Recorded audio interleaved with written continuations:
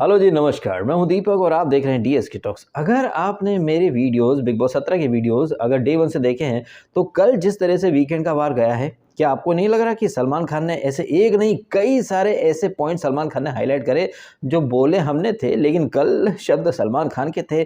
चाहे वो बंद कमरे में नंगे नंगे दे रहा हूँ, सामने से गोली मारूंगा, ईंटें उखाड़ कर ले जाऊंगा, ये जो गीदड़ भपकियाँ ये मुन्नी बदनाम कमरे में दिया करता था, लेकिन बाहर आकर अंकिता बहुत अच्छी हो, ये वाला पॉइंट भी सलमान खान ने हाईलाइट करा। और एक पॉइंट जो कि आई थिंक इस सीजन का एपिसोड नंबर 3 था, जिसकी थंबनेल आप देख रहे हैं स्क्रीन के ऊपर, घिसा पिटा लूप में चलने वाला कंटेंट, जहां पर कि मुन्नी बदनाम वो जो लॉकअप में किससे कहानियां सुना करके आया था, वही कहानियां वो लूप में चला रहा है कि माँ ने एसिड पी लिया था, 3,500 का कर्जा था, अब्बा ने ये करा, अम्मी ने ये करा वो करा। ये जो दुख भरी दास्तान, जैसे कि सलमान खान ने कहा भी ना कि ये बिग बॉस वो वाला रियलिटी शो नहीं है जहां पर कि परफॉर्मेंस के पहले आदमी अपना दुखड़ा सुनाए। अगर आपको दुखड़ा सुनाना है तो डांस दीवाने शुरू होने वाला है, वहां पर चले जाना 16 दिसंबर से ऑडिशन वगैरह देने। गजब बेइज्जती है। कहने का मतलब है कि जो सार्वजनिक तिरस्कार समारोह आयोजित किया था कल सलमान खान ने मुन्नी बदनाम का, वो बहुत ही माइंड ब्लोइंग था और कहीं ना कहीं मुझे दिली बहुत सुकून मिला है। अब देखिए क्या है कि मुझे तो सुकून मिला है, लेकिन मुन्नी बदनाम और उसके फैंस के गुर्दे छिल जाएंगे, स्पेशली मुन्नी बदनाम के। कल कहीं ना एक कार्मिक साइकिल भी कंप्लीट हुआ है। ये मुन्नी बदनाम जब विक्की की बैशिंग होती है या फिर किसी और कंटेस्टेंट को, जैसे कि अनुराग को कुछ खरी खोटी सुनाई जाती है, तो ये मुन्नी बदनाम पीछे से बड़े टॉन्ट मारता था ना कि आज दिल के रूम के मुखिया की रात बड़ी लंबी होगी, आज उसकी रात बड़ी लंबी होगी। अब कल जो है, ये जो दिमाग के रूम में जो इकलौता मुखिया है, कल की रात उसके लिए काफी लंबी रात रही होगी। उसने इमेजिन नहीं किया होगा कि सलमान खान नींबू की तरह निचोड़ करके रख देंगे मुन्नी बदनाम को। हमको तो बहुत मजा आया, कलेजे को ठंडक मिल गई, क्योंकि वो सारे पॉइंट्स जो डे 1 से इकलौते हमने ही हाईलाइट किए हैं, क्योंकि बाकी जितने लोग हैं, दोस्तों दोस्तों उसके साथ गलत हुआ, दोस्तों दोस्तों, मतलब चलो फैंस का तो समझ में आता है कि फैंस तो चूतिया होते हैं, वो तो भेड़ चाल में चल पड़ते हैं। और ये जो मुन्नी बदनाम के फैंस हैं ना, वो सब अखंड लेवल के चूतिए, जाहिल और एक नंबर के लपड़ झंडिस फैंस है। मैं ये मुन्नी बदनाम के फैंस को चूतियों की आर्मी क्यों बोलता हूँ, आपको एक रीजन देता हूँ। खतरों का खिलाड़ी सीजन नंबर 12 शुरू भी नहीं हुआ था, सिर्फ खबरें आई थी कि मुन्नी बदनाम खतरों का खिलाड़ी करने वाला है। लोगों ने ट्रेंड करना शुरू कर दिए, मुन्नी बदनाम गाना एसन खतरों का खिलाड़ी विनर बनेगा, ये बनेगा वो बनेगा। मैंने ना उस टाइम एक वीडियो डाल करके मुन्नी बदनाम और फेकसवी दोनों के फैंस को मैंने बुरी तरह से बैश भी करा था, एक्सपोज भी करा था, क्योंकि मुन्नी बदनाम के फैंस ने वक्त से पहले ही सेलिब्रेट करना शुरू कर दिया था कि खतरों खिलाड़ी में आएगा। अरे कहाँ से आएगा, मुन्नी बदनाम तो झुंड में चलने वाला झंगलोटा है, उससे अकेले कहाँ कुछ होता है। अब खतरों के खिलाड़ी में थोड़ी ना कोई झुंड लेकर के मैनिपुलेट कर सकते हैं। अब झुंड से मुझे याद आई पिछले सीजन की मंडली में था शिव ठाकरे मंडली लेकर के चल रहा था, लेकिन खतरों के खिलाड़ी में मंडली काम नहीं आती ना, वहां तो आपको अपने बूते स्टंट परफॉर्म करने पड़ते हैं। तो वहां पर आपने देखा कि शिव ठाकरे टॉप 3 में भी नहीं आ पाया था। इनफैक्ट ये लपड़ झंडे से ऐश्वर्या, इससे भी शिव ठाकरे हार गया था। तो एक चीज जो स्टैब्लिश होती है कि बिग बॉस में भले ही आप ग्रुप लेकर के चल लो, लॉकअप में ग्रुप लेकर के चल लो, झुंड में खुद को मुखिया बना लो, बट जब बात आती है खतरों के खिलाड़ी की, तो वहां पर ये झुंड, ग्रुप, मंडली ये काम नहीं आती है। और शायद यही एक वजह थी कि मुन्नी बदनाम जो है ना, वो समझ गया कि वहां तो स्टंट खुद ही परफॉर्म करने पड़ेंगे, किसी को मैनिपुलेट भी नहीं कर सकते, क्या करे। तो लास्ट मिनट पर ना उसने नाम वापस ले लिया, लेकिन दुनिया को क्या एक नैरेटिव दिया कि भाई मेकर्स ने लास्ट मिनट पर गच्चा दे दिया, डील नहीं हो पाई। क्या डील नहीं हो पाई भाई, मैं क्या अगर सीधी सीधी बात करूं ना, तो ये मुन्नी बदनाम एक नंबर का दोगला था। इससे क्या कि वहां पर स्टंट तो होते नहीं, दूसरा एक बड़ा रीजन और था कि भाई इसके तो कागज जल गए थे। अब ये अलग बात है कि लॉकअप में आने के लिए भी कुछ कागज दिए होंगे, बैंक डिटेल दी होगी, तभी एंडेमॉल ने लॉकअप के टाइम इसके बैंक में पैसे डाले होंगे। और बिग बॉस में भी आया तो भाई इसको वीकली पेमेंट तो इसके बैंक में जा ही रहा होगा, और बैंक में खाता ऐसे तो खुल नहीं जाता, पैन कार्ड, आधार कार्ड सब चाहिए। लेकिन सरकार को दिखाने के लिए भैया गुजरात दंगे में कागज जल गए थे, कोई कागज नहीं है, तो ये बिग बॉस वालों को क्या बाबा जी का ठुल्लू दिखा के आया था या पिछवाड़ा दिखा के आया था अपना। तो ये जो झूठा है ना मुनव्वर फारूकी, इसको तो हमने भैया लॉकअप के टाइम से ही देख रखा है, इसके पूरे गेम को स्टडी कर रखा है, और वही वाला ये जो लॉकअप का लूप मोड ये चला रहा है। कल सलमान खान ने भी भाई क्या तबीयत से एक्सपोज करा, हमको तो मजा आ गया। लेकिन जिस तरह से मुन्नी बदनाम एक्सपोज हुआ है, ये एक करारा थप्पड़ है मुन्नी बदनाम के ऊपर। मुन्नी बदनाम को जो लोग चने के झाड़ पर चढ़ा रहे हैं और सो कॉल्ड एक्सपर्ट्स या एक्स कंटेस्टेंट जिन्होंने मुन्नी बदनाम को लॉकअप में भी देखा है, लेकिन जनता को अवेयर करने के बजाय वो तो मुन्नी बदनाम के फैंस को खुश करने में लग गए। और इधर हम हैं जो डंकी की चोट पर बोलते कि भैया मुन्नी बदनाम का कोई भी फैन हमें नहीं चाहिए, कोई हो तो अनसब्सक्राइब करे। जहाँ एक तरफ लोग हैं जो कि सब्सक्रिप्शन बढ़ाने में लगे रहते हैं, दूसरी तरफ हमें जो स्वच्छता अभियान में लगे रहते हैं, क्योंकि हमें ऐसे कोई जिहादी जाहिल मदरसा छाप लोग चाहिए ही नहीं। कोई हो तो पहली फुर्सत में निकलो, क्योंकि अपने को जाहिलों की पलटन नहीं चाहिए। अपने को चाहिए सेंसिबल ऑडियंस जो सही को सही और गलत को गलत समझने, बोलने, सुनने, देखने का दम रखती हो। और वैसे भी फैंस के अकॉर्डिंग तो मैं चलता हूँ नहीं। फैंस के अकॉर्डिंग चलना होता तो हम भी भैया मुन्नी बदनाम को चने के झाड़ पर चढ़ाते, अभिषेक की फेक हरकतों को हम भी जेन्युइन बोलते, लेकिन नहीं, जो जैसा दिखता है वैसा हम बोलते हैं। और इस बात का हमें तो गर्व भी है, घमंड भी है कि डे वन से जो पॉइंट मैंने बोले मुन्नी बदनाम के बारे में, कल सलमान खान ने उस हर पॉइंट पर एक मोहर लगा दी। अब इन सब से एक चीज क्या निकल करके आती है? इन सभी बातों से एक ही चीज निकल के आती है कि चीते की चाल, बाज की नजर और डीएसके का ऑब्जर्वेशन संदेह नहीं करना चाहिए। वैसे आउट ऑफ सिलेबस वाली बात कर रहा हूँ, वर्ल्ड कप चल रहा था ना अभी, मुझे काफी कमेंट आए थे। एक टीम इंडिया का एक्स कोच भी था, कोई त्यागी करके, बड़ा चैलेंज फेंक करके उसने मारा था मुझे कि भैया हमारी टीम वर्ल्ड कप जीतेगी। और इधर मैं था, मैं बोल रहा था हमारी टीम चोक करेगी, क्योंकि मैं पैटर्न पकड़ता हूँ। एंड पैटर्न के साथ साथ मैं खिलाड़ियों की बॉडी लैंग्वेज कहे, माइंडसेट कहे, हर चीज मैंने पकड़ ली थी। तभी तो मैंने पहले से पहले बोल दिया था कि हमारी टीम चोक करने वाली है। काश वो चोकिंग वाला दिन लीग स्टेज में आ जाता, लेकिन फाइनल के दिन वो चोकिंग आई थी। मतलब उस दिन भी मेरी कही बात सच निकली थी। शाहीन बाग को मैंने फर्जी आंदोलन कहा था, वो भी मेरी बात वहां पर 100% सच निकली। फर्जी किसान आंदोलन को मैंने डे वन से नौटंकी करार दिया।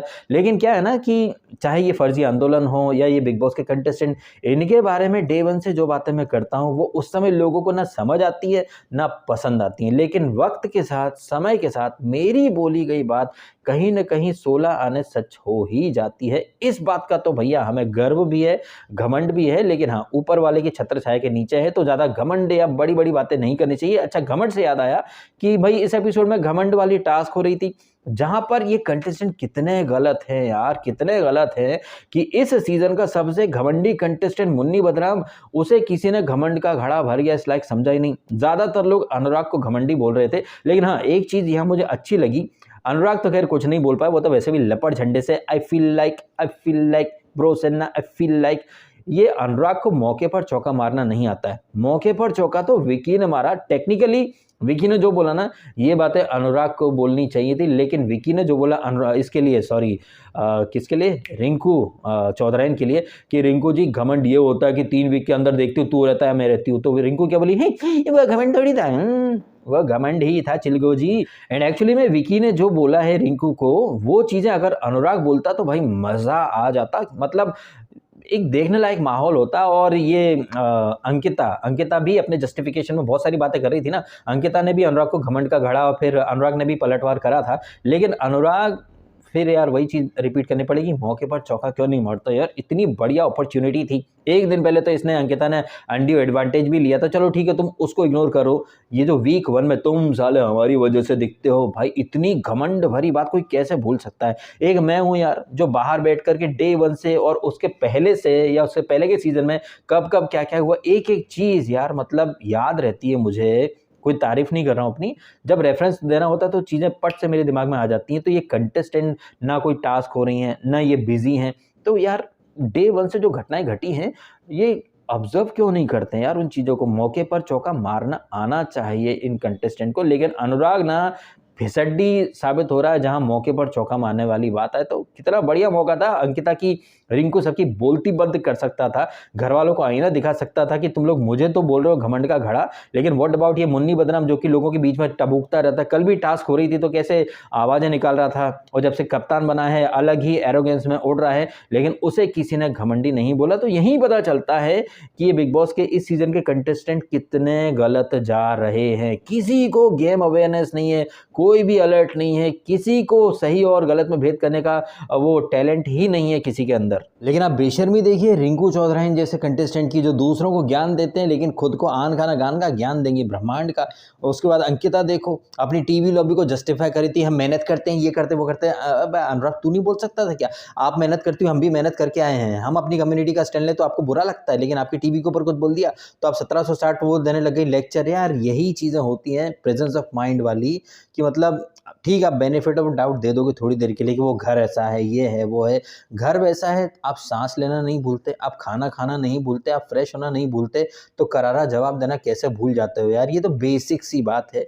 अब हो सकता है कि आप कहें यार डीएसके ज़रूरी थोड़ी सब तुम्हारी तरह सोचें, बिल्कुल सही बात है, ज़रूरी नहीं कि हर कोई मेरी तरह सोचे, लेकिन जो बेसिक चीज़ें होती हैं, वो तो सबको ध्यान रखनी ही चाहिए। एनीवे यहाँ पर अभिषेक और समर्थ के बीच में भी तू तू मैं काफ़ी ज़्यादा चीखना, चिल्लाना, for a change Salman Khan ने अभिषेक को इस वीकेंड सिरे से इग्नोर कर दिया। बिल्कुल वैसे ही जैसे इस मुन्ना जिहादी को बाकी घर वालों ने घमंडी का टैग देने से इग्नोर कर दिया। बताइए, सबसे घमंडी और अहंकारी कंटेस्टेंट का टैग मिला है इसको सलमान खान से, लेकिन इस घमंडी और अहंकारी को घर वालों ने घमंड का घड़ा के लायक समझा ही नहीं। मतलब कितने गलत जा रहे हैं ये घर वाले।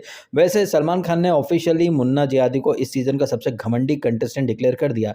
उसके अलावा देखा जाए तो रिंकू का घमंड भाई साहब टॉप पर है, अंकिता का घमंड टीवी फेस हूँ इस बात का घमंड, चिंटू चिंकी इनको भी घमंड है, विकी को घमंड है कि सारे सीजन घोट घाट कर आया है, अनुराग को घमंड है ब्रो सेना का, अरुण को घमंड है अपने गेमर होने का। मतलब हर किसी को कहीं ना कहीं घमंड तो है, बट सबसे ज़्यादा घमंडी अगर कोई है तो वो मैं मान रहा हूँ कि रिंकू है, मुन्नी है, और ये क्या नाम है इसको, अंकिता। और मलाला का तो मुंह बनाने का घमंड है।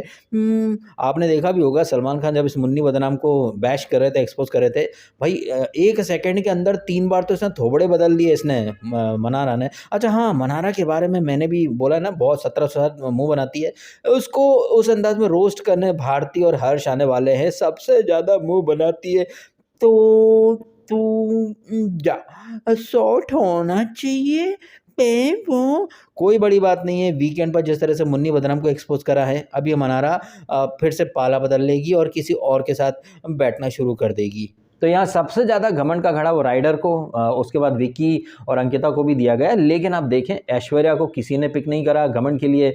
मुन्नी बदनाम जो कि सबसे ज़्यादा घमंडी है, उसे किसी ने पिक नहीं करा।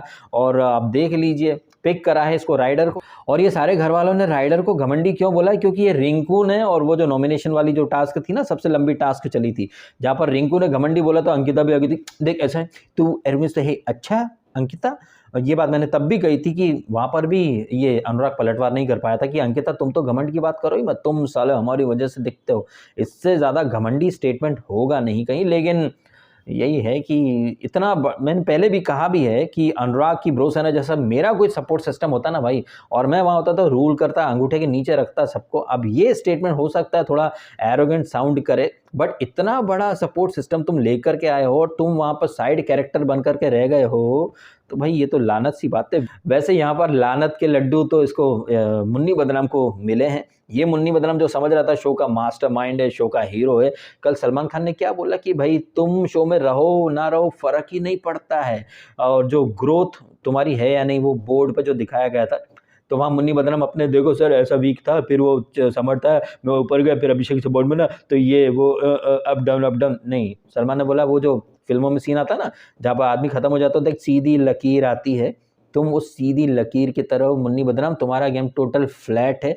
अब भाई ये तो करारी बेइज्जती, गजब बेइज्जती है उन लोगों की जो मुन्नी को एंटरटेनिंग मानते हैं, माइंडेड। अरे डीएसके वो माइंडेड है, तुम क्या जानो। कल पता चल गया वो कितना माइंडेड है।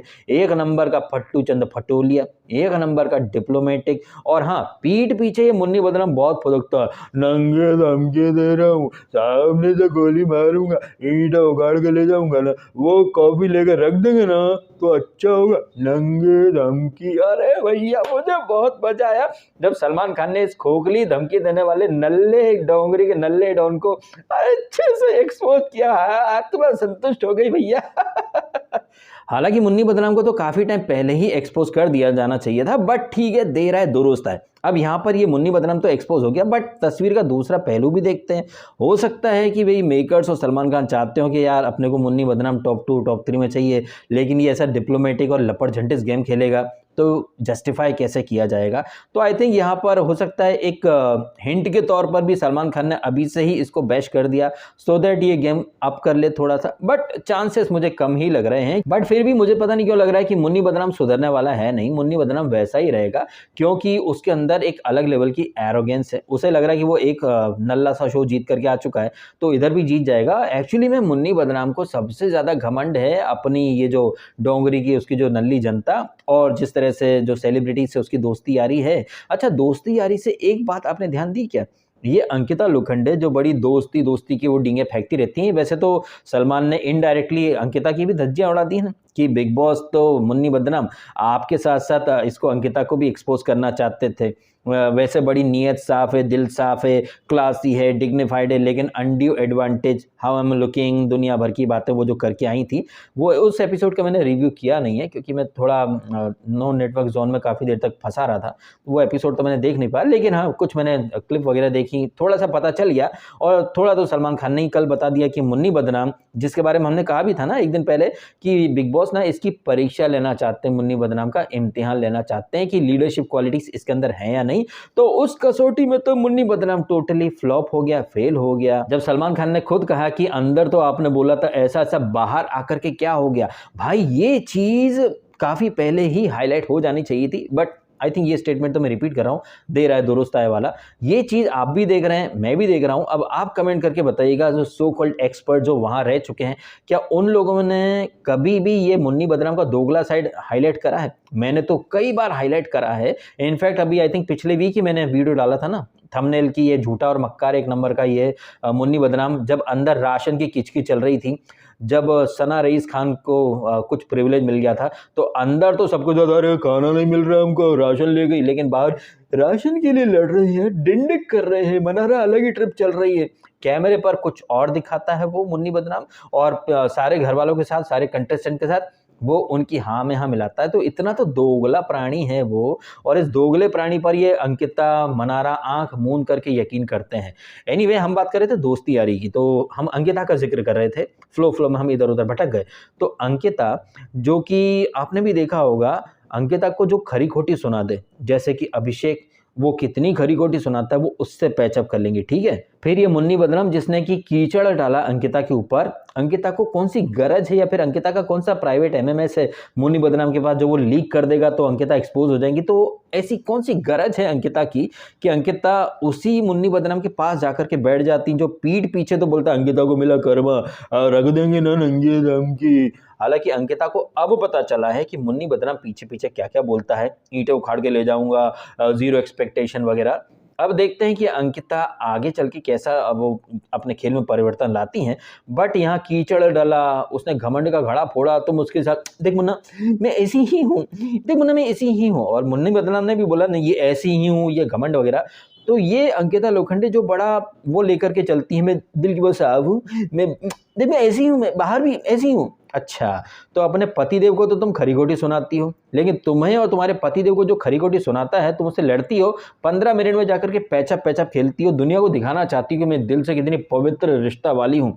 तो अगर तुम सबसे पैचअप कर लेती हो अंकिता देवी, तो नील भट्ट और ऐश्वर्या, इन्होंने क्या तुम्हारी किडनी निकाल करके रख ली है तिजोरी में, जो तुम उनसे पैचअप नहीं करती हो? इनफैक्ट ये चिंकी जिसने चड्डी के ऊपर चर्चा करी थी, थेरेपी रूम में दिखा दिया था कि अंकिता कितनी अनहाइजीनिक है, नहाती नहीं है, कच्छियां पड़ी रहती हैं, मतलब इतना मतलब पर्सनल जो चीज़ें रहती हैं वो भी कैमरे के सामने लेकर के आ गई थी ये चिंकी। उस तक से ये पैचअप कर लेती हैं अंकिता, लेकिन नील से और ऐश्वर्या से कोई पैचअप नहीं करती। तो ये मैं रिश्तों को लेकर के हूँ, मैं दिल में नहीं रख सकती, मैं सबसे घुल मिल लेती हूँ, देख मतलब मैं ऐसी हूँ। ऐसी हो तो फिर ऐश्वर्या और नील के सामने भी ऐसी ही होना चाहिए ना, लेकिन नहीं। तो ये अंकिता झूठी है, दोगली है, लेकिन आजकल तो वही कलयुग है, तो झूठे और दोगले लोग बिग बॉस में हमेशा ही आगे बढ़ जाते हैं, और जो बेचारे सीधे लोग रहते हैं वो उन्हें बिग बॉस हटा देता है। और मुझे लग रहा है कि ये झूठा मुन्ना और ये झूठी अंकिता, इनको टॉप 2 में मेकर्स लाएंगे। और मुन्नी बदनाम बहुत ज़्यादा गलत जा रहा है, बहुत डिप्लोमेटिक और बहुत ही दोगला गेम, बहुत ही सेफ गेम खेल रहा है,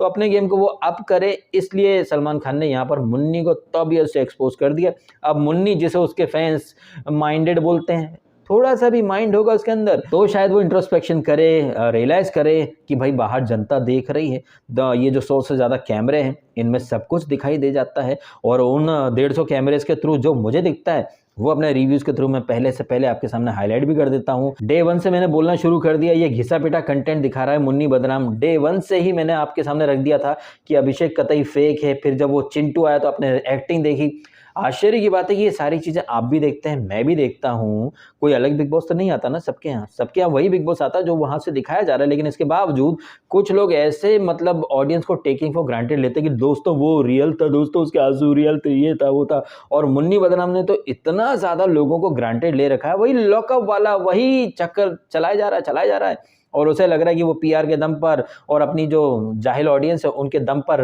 वो लोगों को एक अलग बिग बॉस दिखाएगा। ये जो कैमरे में जाकर वो बातें करता है ना बार-बार मुन्नी बदनाम, वो क्यों करता है? वो एक अलग ही नैरेटिव चिपकाता है। उसके इस नैरेटिव वाले गेम को हमने लॉकअप में भी एक्सपोज़ करा था और हमने यहाँ पर भी डे 1 से भई कमर कस के हम तो बैठ गए थे। हमें पता था कि उसका कोई गेम एबीसीडी तो है नहीं, वो क्या इमोशन के साथ खेलता है मुन्नी बदनाम। और इस इमोशनल ड्रामे में मोस्टली ये फीमेल्स आ जाती हैं। वहाँ पर वो पूनम पांडे खुद को बड़ी क्लासी दिखाती थी, जबकि पूनम पांडे क्या करती है, कैसे वीडियो डालती है, आपको सबको पता है। आधा नर आधी मादा साइशा मुन्ना मुन्ना करके उसके पीछे पड़ गई थी। वो कच्चा बादाम कच्चा बनियान धोती थी।